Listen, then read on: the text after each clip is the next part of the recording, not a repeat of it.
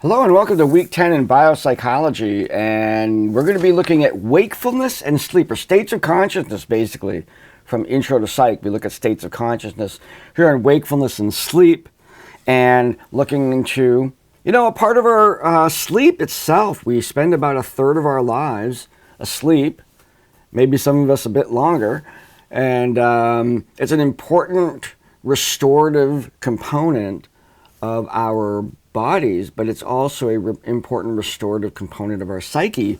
And these are things that we're still grappling with. The purpose of sleep. Why do we sleep? What happens while we're asleep? What's going on in the brain? What's this about? Dreams? All of that stuff that we're wondering about.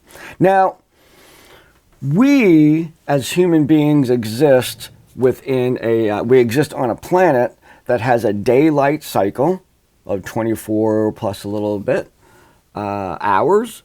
And our internal clocks are set to that particular time frame of day and night.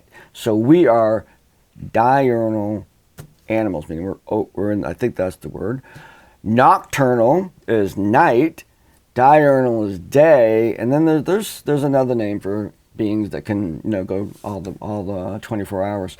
But we are diurnal, we're day animals, we have set to that clock. And however, in a modern world with lighting, when we invented lighting, we challenged darkness and created the longer day, and work went into that time. So we as a species have really been sort of fighting against the natural clocks of our bodies to stay up late, get up early, those kinds of things. And I'm speaking of the choir. You all know what it's like to try and stay up past your bedtime and the kind of battles that we have. Now, the clock, the sleep-wake cycle, is only one aspect of many components of our circadian rhythms, which you get introduced to. You were introduced to it, hopefully, in Intro to Psych, and now you're visiting it again.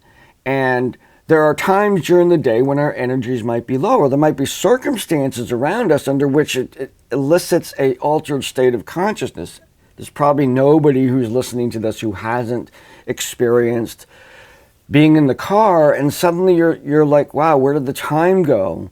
I was sort of in this, what they call highway hypnosis, that the sort of regular, sort of mundane, on the highway system, the trees are sometimes far away, or what you're going through is far away, so there's not a whole lot of movement, just sitting there holding onto the wheel.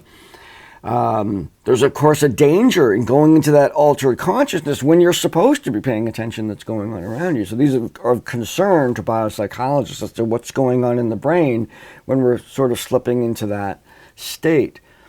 What I'm going to be asking you to do and to discuss would be difficulties that you've had, situations in which you've been either tired or the stimulus around you is mundane, like a boring class.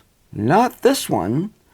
Other people's classes that are boring, or, you're like a speaker that's just mundane, or you're just like waiting for something, or, all of those things. Times that you get bored. What have you done to try and awake yourself? And what does that relate to in terms of the brain system, in terms of awakening the brain? So for example, let's say you're driving along and then suddenly a deer runs along and you go into fight or flight system and you're more awake. Now the histamines are released into your brain. Acetylcholine is activated in the fight or flight response, and that's why you feel alert. So sometimes the things that we do in order to become alert when we're bored, and we have to pay attention, involve tiny ways of activating our fight or flight system. Get more histamines into our bloodstream, get more acetylcholine going into our brain.